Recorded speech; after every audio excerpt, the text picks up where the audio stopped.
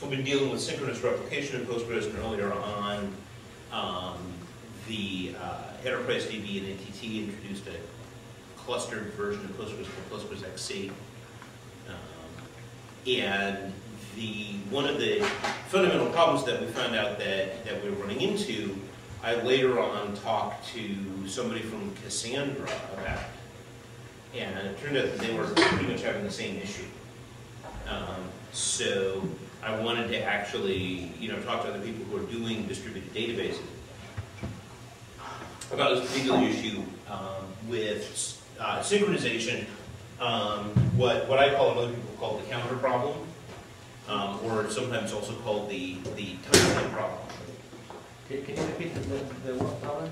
The counter problem, or the timestamp problem. Not counters as in auto number keys, but counters as in, say, transaction IDs. I see. So the basic issue is that on a single database, if you're looking for figuring out who wins for a particular transaction for serialization, you can sort of depend on the CPU clock. Which actually, as it turns out, is not 100% reliable, but is generally reliable enough for database purposes. And anyway, when you say not reliable, you mean go backwards sometimes? I mean, sometimes Yeah. the things that actually happen at the same time in different cores don't get the same timestamp. Also, things can go backwards in case you have skew and something corrects for it, and you're in the Yeah. interval. Yeah, so there's definitely skew on different cores. Yeah. So, No problem. but the important thing with serialization is not necessarily to get the right answer, but to get a consistent answer. Yeah, but even between cores, it shouldn't matter because you would enter a critical section to Yeah. allocate these timestamps Yeah. on a single. But the other thing that actually even happens on a single machine where you've got, say, 24 cores going, is that in fact the CPU clock can become a performance bottleneck. Yeah.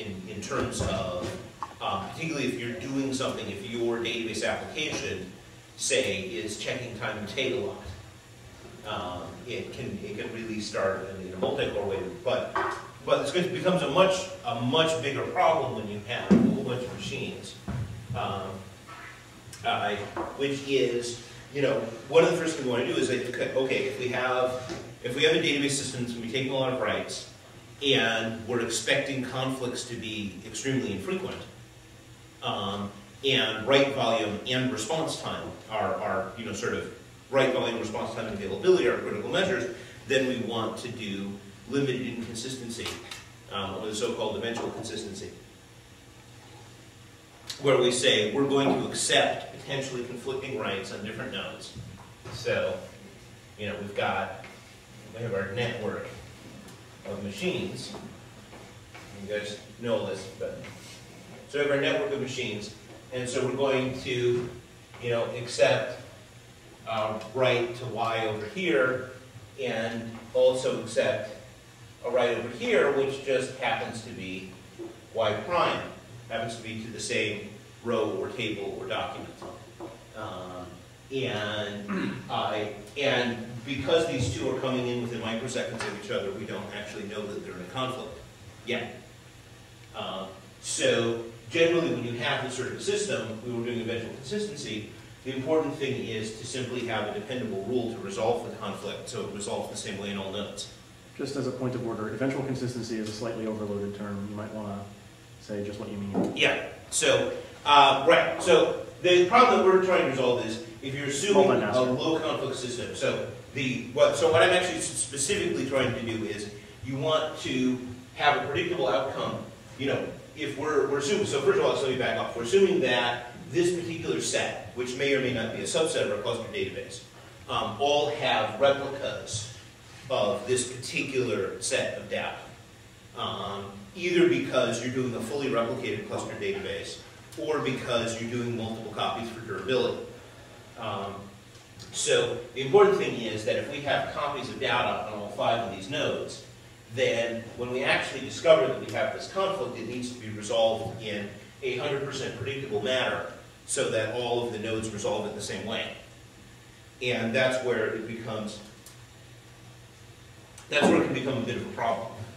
because one of the first things that you start doing is you start saying, okay, well, I'm just going to serialize them, and I'm going to have a simple rule like first in wins or last in wins. The problem is that on a network, it's actually sort of a challenge to determine who was first or last in. Because if you're talking very high volume transactions, the difference between, if we had these on an atomic clock and could actually measure them in absolute time, which we can't, which is the whole problem, that they might only have come in less than a millisecond apart. And there's nothing that we can do to communicate within these nodes that's going to take less than a millisecond. At least not using affordable technology. And low latency. So there's additional constraints we're expecting to not really impact latency. Yeah. Yeah, and that's so you end up facing a bunch of unpalatable choices because if you don't want to affect latency and that sort of thing, then this needs to get resolved independently in each of these nodes. So we need some way to figure out which one's last in. So one of the first things we think is, okay, we look at the timestamp, but how can we synchronize? These are separate, computers, Intel computers. How can we synchronize them down to being within a millisecond of each other in terms of a real-time clock all the time? Because it's not just you need to synchronize them once, they need to stay synchronized. And if you have a large enough network, you're going to have one or two boards that have a bad clock on them. Is there a strategy where all you do is detect conflicts and then you go through some expensive resolution process if these things are frequent, and instead of paying an upfront latency cost? Yeah. I mean, that's one way is to try to. So I'll go with the three solutions. So one of them is the clock solution, and so people do elaborate things with like vector clocks and the like to attempt to actually come up with some simulation of having all of the clocks and all of the machines in sync, which would also have some other benefits if you could do it. My experience, though, is that those sorts of solutions are incredibly fragile, unless you depend on some hardware that at least is currently very high end. Unless you can basically put atomic clocks in all of these machines, it becomes or hardware accelerated vector clocks that have a better degree of accuracy than a software routine.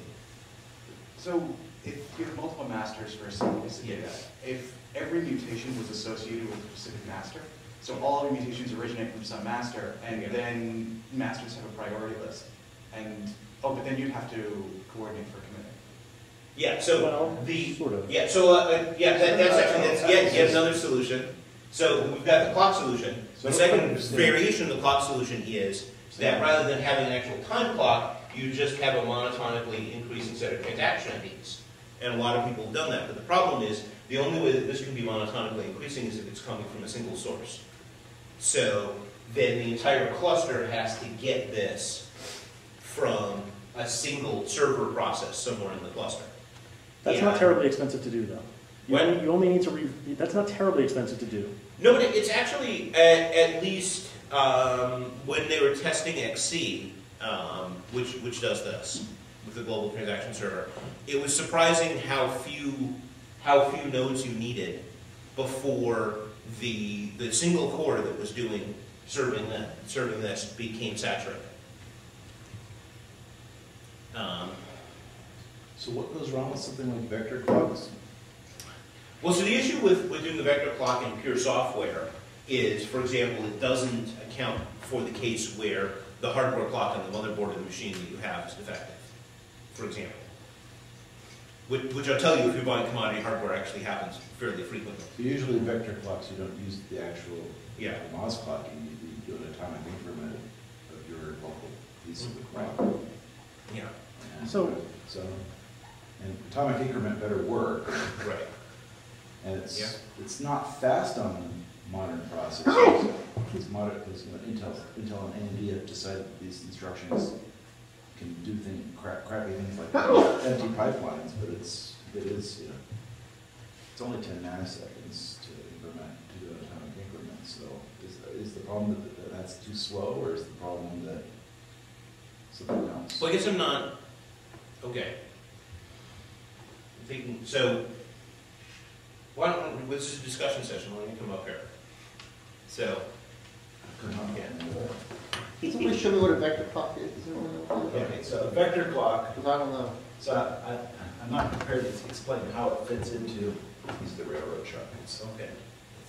At least I can use the railroad chart. Yeah, well, because you know the tricks. So an atomic, a vector clock, suppose I have 3 processors. What I do is I have my clock states represented by an array of like 3. 3 is the number of processors, so. And initially it's all 0. So basically when processor 0 wants to do something, wants to send a message or modify state, processor 0 increments its piece. Meanwhile, processor 1's over here, and he does something and he increments his state. And then when they communicate with each other, this message comes over here and it contains a timestamp, and it's this thing. And processor 1 is asked to do something on behalf of processor 0. It looks at these two and says, they're incomparable. And we know that those activities are concurrent. If in fact what you see is that if this was already up to 2, and this came from somewhere else and it's a 1, then you can definitely say that this is after this because each of the items is after. Okay. So it gives you the ability to determine when actions are logically concurrent and when they're not. And when they're not, it tells you which order they're in. The trouble is the resolution policy. Pardon? Once you detected a conflict, the conflict resolution policy is the problem. So, Yeah, no, the thing, but this is the thing that tells you that 2 things happen concurrently, or that they happen in one order or the other. You still have to fit that into a system somehow. You have to have locks or multi-version concurrency or something to cope with figuring out what you're going to do with that information. So maybe that's where it all falls down. But if you can imagine a situation where I have a 48 core machine, which is actually those cores are all bashing on this thing. So, you'd rather not have this vector be 48 times the number of nodes in your system, and atomic increment's not that slow, so you might as well just you have that kind of facility to do the atomic increment locally. There is this issue that the clock skew, there's a lot of clock skew in cores. So you could use, if the clock's working, I guess, you could use that to fill in this field. You can use the local clock. But that uses up numbers faster. So I guess my concern about this is that, what happens when the 2 nodes communicate and for example,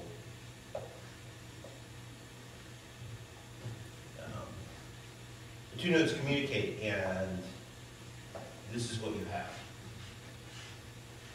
So it's a little bit funny because this guy should always, processor 0 should always have the maximum number. Yeah, that can't happen. Right. So let's imagine, is that the issue that? Right, well, because I'm actually thinking, well, we're talking about different machines here. Okay, so let's imagine that somehow these messages, this isn't processor 0. This processor has to have the largest value in that field, and this processor has to have the largest value in that field, because it's the only guy who's allowed to increment. So then there's something that happens. You have these 2 activities that join. You decide that there wasn't a conflict, that the 2 transactions didn't mash on the same location, say. So you don't care. So you say, okay, and this activity happened over here. So this guy now says, oh, the time is now 440. So I just take the maximum of those. Well, I better increment my piece just to be safe. I don't want to have any kind of confusion about, because if this guy does the same thing and ends up with 440, I want my 5. And then if I send a message back that says, oh, something committed at 450, then this guy's going to say, oh, now my time is 550. Right. But the issue is that, so imagine you have this case right Yeah, then you here, have a cycle. and there actually is a conflict. The thing that you just described, I think you made a small mistake when you wrote at the bottom. It would be 540 on the one and 450 on the other, and the process you just described would cycle forever. But So this clock after, there's a data dependency here, so this ends up at 4, and he increments his local thing just to Right. as long as he's done something. So then a message goes back here, and because there's a data dependency like this, so this better be 5 and 0. Right. And then he increments his local piece to get 550. Yeah, okay. Yeah, but where these, He doesn't have to necessarily, but it's sort of always safe if in doubt, increment your local piece. Right. Okay. but where the issue comes in is the conflict resolution, because imagine that these are the two clocks that are being communicated, and you have a conflict. Well, so that doesn't have anything to do with the clocks, though. Right, right. But what I'm saying is that this particular combination of messages doesn't help you resolve the conflict. It tells you that two things, so, if this guy, if this You're not message disagreeing. says, I modified A, and this guy says, I modified A, well, then you know that there was, you have to resolve the conflict somehow, Right. because you had a concurrent act, concurrent inconsistent activity. But, You just repeated what Josh said. He said, how do you resolve conflicts? And you said you Well- have to resolve conflicts. but that's not a clock problem. Exactly, right. You're not disagreeing, you're talking about different things. So what What I'm saying is that this clock does not help you resolve the conflict. Well, you could It use the tells you clock when to they're- order deterministically though, because Right. if they order the nodes in the same way, you can say. Right, well then, then in that case, you don't actually need the vector clock at all. Then you're deciding not to do a clock-based, you're not deciding not to do a clock-based resolution, but instead one of the other ways that people like doing resolutions is that we just number all of our nodes.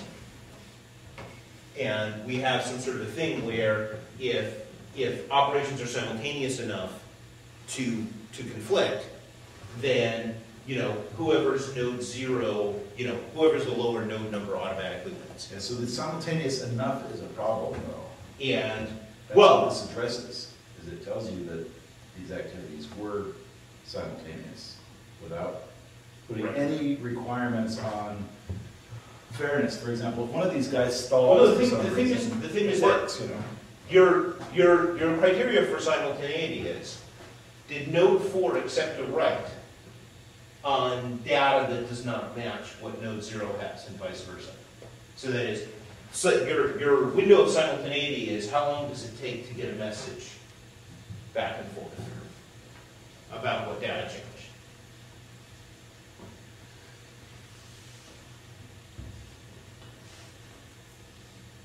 Do you follow me? That is, this one, he's got y prime, and he communicates y prime. And this guy has y, and he communicates y. And the period of time it takes to do this, that's our sort of criteria for what is simultaneous in the cluster. Because this guy can accept y prime at the same time that this guy's accepting y. And at the same time means, whatever is 11 milliseconds to get from one end to the other, then that is simultaneous as far as we're concerned in the cluster, simultaneous enough to possibly require conflict resolution. And if we were using the vector clock, then we would just, we would have this sort of information overlap, and it would probably, given the length of network time, we would probably actually have numbers that got really different, So, if, ignore the ones in the middle here, but, so we might have, a 5 here, and 11 here, and this guy's trying to communicate something different here, where he's got, a 6 for node 0. And, because he is, takes a while to bounce back and forth, and in the meantime, a bunch of activities happen over here. And he's got a 13 for himself, because he processed a bunch of transactions.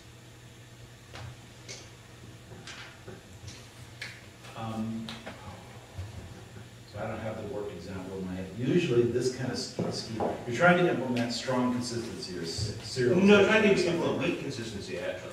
Well, so if you're trying, so now, what is the conflict model then? Because if you're trying to do strong consistency, this kind of protocol usually has has bugs when you have 3 guys. You don't sort of see it when there's 2, because there's messages that go around. But what can happen is I can update something, and then I get an acknowledgement back. I tell him something happened, I get the acknowledgement back. I tell him something, and I get the acknowledgement back. Everything's cool, but then these guys communicate in the wrong order. Yeah. And because in fact, this message, Yeah. Well, these guys have a solution where it's supporting strong consistency, but the strong consistency requires sending messages back and forth to everybody who has a replica of the data. And that's great for maintaining consistency, but it's bad for response time. I'm a little confused on the granularity, because it looks like this vector clock thing is almost like you don't have a vector clock for every row that's in the system. Like, how do you do that? That's like the processor's idea of what. Yeah, no, you just need to know, it's basically, we have a separate transaction ID counter for every node. And if you're getting a message from node 5, and the message from node 5 says, my transaction ID counter is 1001, and the last time you got a message from node 5, it was 905, you know that a bunch of stuff has happened on node 5. And then any data and then any data that it's sending might be more current than the data you have. The issue is that, it's not going to be a case of, unless you're waiting for messages to go back and forth, in which case you don't actually need the vector clock counter. If you're not waiting for messages to go back and forth, it's going to jump. There's going to be a whole block of updates, which then makes it hard to figure out a consistent rule, a consistent time-based rule on how conflicts should be resolved. Well, there are two ways that you can do it. You either need to keep a log of active updates that are still in that flux time, so that window that you define there. Mm-hmm. You need to keep everything so you can sort it before actually applying it. And then once you know that window is passed and there's nothing is going to come in after that time, then you can start applying those updates in the order that they should be applied, which isn't necessarily the order that they were received. The other option is to tag every single element within your system with some timestamp, so you can order that deterministically, saying, like, hey, I'm not going to update this because it already has a timestamp later than what I have, or since this new update has a timestamp later, I am going to update and also update this timestamp. But then you have to store that persistently with the data that you're storing as well. The problem with keeping all the state in that window is if you have a down node, that can grow arbitrarily large, because you don't know if it's a network partition or if it's actually down. Yeah, and that's actually your other issue with, with some other issues like just relying on passing counts back and forth and stuff is what happens in the event of a partition. Particularly what happens in the event of a temporary partition, or when node is out of communication for a little while, and so it either comes you back. have a majority or you don't. And Yeah, when it some comes back, systems- you rebuild it. Yeah. If Oh, wait, the the system system kept going. Yeah, That is if you. It has to be. yeah. Well, you can actually have half the cluster just go away, and if you happen to be in the blessed half, but It just has to have, it's actually, people say that you need a majority, people often sort of say you need a majority, but you don't need a majority. Yeah. You can get away with something less than a majority. For example, if you have a system where in order to reach a consensus, suppose you arrange all the guys into a grid. Make the grid big enough so it works. Suppose that the rule is you have to have a complete row and a complete column in order to reach a consensus. Well, that's not a majority, but you can't ever have two different consensuses inconsistently met because all of those sets all have intersections, right? Yeah. So, Yeah, well, the important, really for partition, the important thing again is determinism. Is that, regardless of how the partition happens, it should always have the same result. Even if that result is you've got one node that's now serving everything, and everybody else is Everyone else is dead. so your quorum could be that this node has to be in. Yeah. Well, that was the standard with the original psi-based replication. That was actually how it worked, was that you had, stuff was ordered, and and you basically had, I forget, it was you added the numbers together, each server had its own ID, and you added the ones together.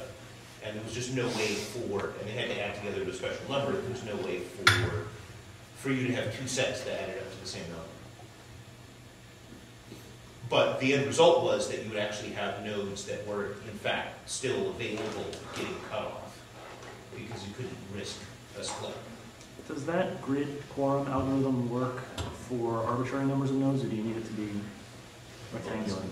The product of. So the property you need for a quorum, the quorum, schema, there's probably some name for it in literature. You have a set of sets, each of which is called a quorum. Right? property has to be that any two quora have to intersect. Right.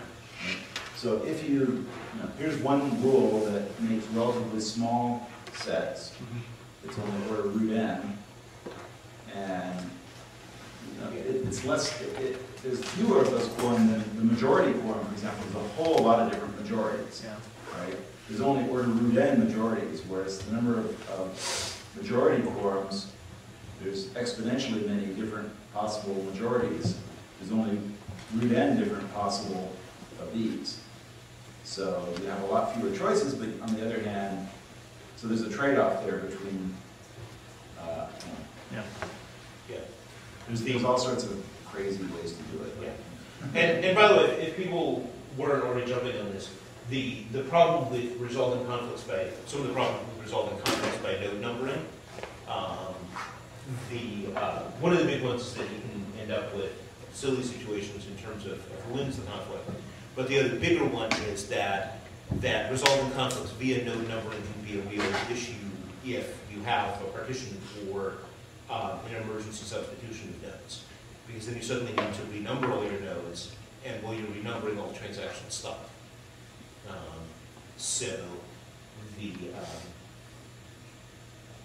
So has anybody had any experience using some algorithm like Paxos and like distributed transactions?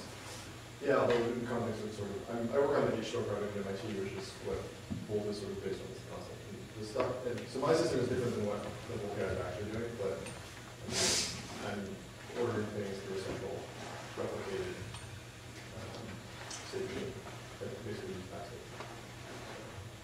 So it's a distributed state machine? Yeah, exactly. So it's replicated using Paxos. So basically, send track attaching the numbers in. And then so does that work well? Or? I mean, the ordering service itself can order lots of messages a second. So, you know, it's fairly simple to understand. It's for my simple brain to understand. It works really well. Google does a similar thing. They have a paper that they published on a system called Percolator. yeah. Google. And they say they do 2 million timestamp assignments a second on a single machine. So on a single... So they're using a single machine to assign read and commit timestamps for a snapshot isolation thing, and they say they get 2 million of these timestamp assignments every second on a single machine. So that's not a distributed kind of a thing. For Paxos, your timestamping service, if some of the machines go down, it can keep running, right? If some number of them do, yeah. And with if you did have a single ordering machine, you can also do batching as well. If you know, like, there's, 1,000 updates that are queued on a particular node, you could say, give me the next 1,000 unique IDs. You don't necessarily have a round trip time to that for every single transaction that you have. You can say, hey, I get a bunch of transactions, my rate is really high, just keep feeding me, batches of like 1,000 or whatever until I slow down. Yeah. So. Well, the thing is though, the issue is often if you're comparing. I guess actually if you have a batch, and that's actually, but if you have a predictable batch, then also even the full round trip approach like Volt is using works fine. It's the throughput is not a problem. The problem is the response time, because like I was saying, for a lot of these things, particularly if you get an application that was built with ORMs that's doing a lot of single row updates in the application. On a single database server, those single row updates would be, their service time on the database server would be like 1 millisecond, 2 milliseconds. The network round trip time to the database server is actually greater than the service time. But then if you're adding network round trip time within the cluster, you've suddenly doubled the response time of that particular issue. And it's not, and if it's an ORM application, then it's actually waiting on that individual single row update before proceeding on to the next activity. And unfortunately, we might wish that people wouldn't write applications like that, and an awful lot of them are. And we have to somehow make them perform. I don't know, it's a problem I've been thinking about because I haven't seen any obvious solution to it. Or read one.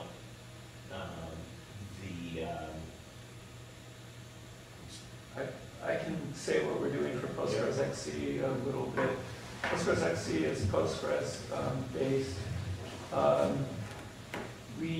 Tables can be, you can decide that you want a table either partitioned, /partitioned based on a column across multiple data nodes, or replicated, where an exact copy is on each.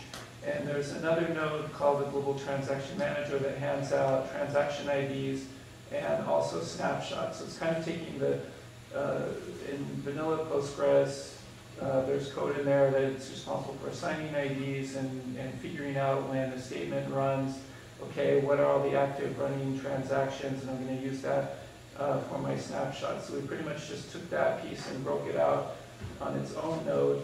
So all the nodes need to get a transaction ID and snapshot from this Global Transaction Manager.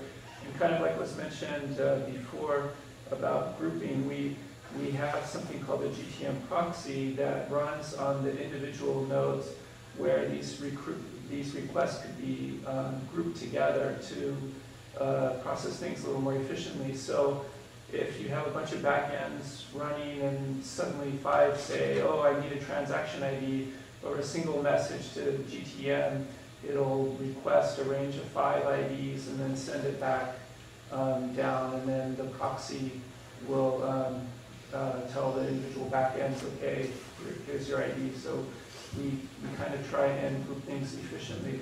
We also, when you request a transaction ID, well, in Postgres, there are 3 different types of timestamps. Current date time, current timestamp, or whatever it is. That's sort of the transaction time, and it doesn't change even when you run multiple timestamps. And there's another one, timestamp function you can use that's based on when the statement started, and another one that's a clock timestamp based on when, as you're updating each individual row. So with GTM, we send a timestamp that should be used for the transaction. For the statement one, we also send one based on the snapshot if you request that. And the clock one, we just use the local timestamp. But you know, hopefully people aren't using that. I think if you use the system, recommend that you just hopefully you can get away with just a transaction snapshot, and you can be sure that it's the same across. Now for partition tables, everyone's using both timestamps and snapshots. For partition tables, and whoever kind of normal locking applies, if someone gets the lock on a row that doesn't update, and that'll be already locked, locking out the others. For replicated tables, what we do, your replicated tables we assume are going to be pretty static. So we assign one of the nodes as the primary data node. If all the nodes have an exact copy of this replicated table, we just first always do a single update on one, and then when it succeeds, we'll go ahead and update on the others, because we know if we successfully updated on one, and all other transactions also have to go to it first, if we've successfully locked it, then we know it's safe to go ahead and update on the others. That's just a brief overview of kind of how we do it. So what was described here, it sounds kind of more like some type of multi-master resolution, but we don't really do that. We always have, there's like a layer of coordinators that don't really store any data. They have metadata and understand where everything is, but we go down to the source on the data nodes to update things. Okay. Well, we're actually out of time for the session. Okay. Started late. So we can talk about this more if we want, if anybody wants to. Okay. Well, thanks.